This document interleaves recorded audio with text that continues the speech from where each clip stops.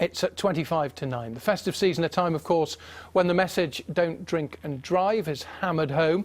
But the government is now planning to tighten the law. It says that there's a legal loophole that means offenders could pass a blood or urine test despite being over the limit on an earlier breath test. Well, Jeanette Miller is from Geoffrey Miller Solicitors. She's here. Thank you very much indeed for coming in. You're also President and Chief Executive of the Association of Motor Offence Lawyers. Yes, that's correct. So you know this subject inside out and upside down. I hope just, so. just explain in a little more detail what I alluded to there about how people have been able to get through a loophole. I don't consider it to be a loophole. The statutory option is an option provided to any suspect at a police station who has provided a breath test which is 50 or below, the legal limit being 35 micrograms of alcohol in 100 millilitres of breath.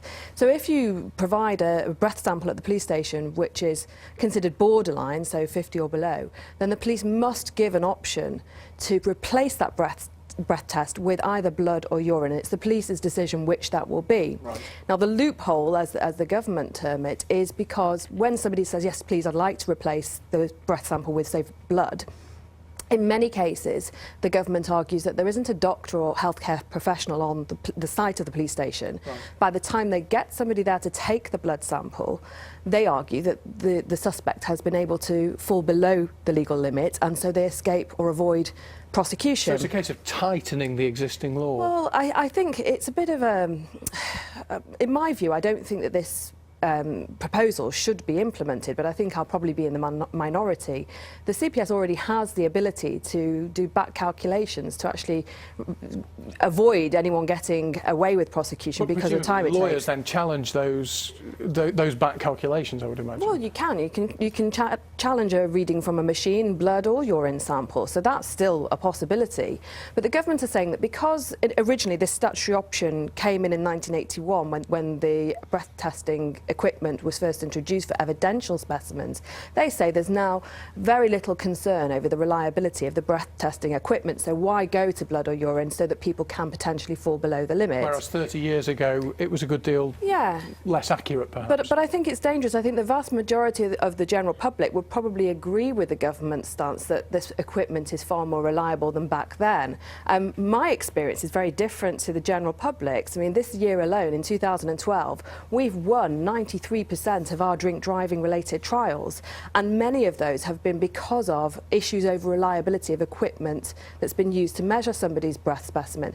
So my concern is if they remove this, then there is more scope for people to be convicted when they haven't actually been over the limit. It's due to machine inaccuracy. Okay, so what you're saying effectively is you need this fail-safe, you need this check. Yeah, it's a safeguard which I think is in place, and I think that the very few people who fall below the limit because of this delay, which isn't a loophole, there is a way of overcoming this without removing that safeguard. I think it's not really warranting a change in legislation. Why does it have to be a healthcare professional that takes the blood sample?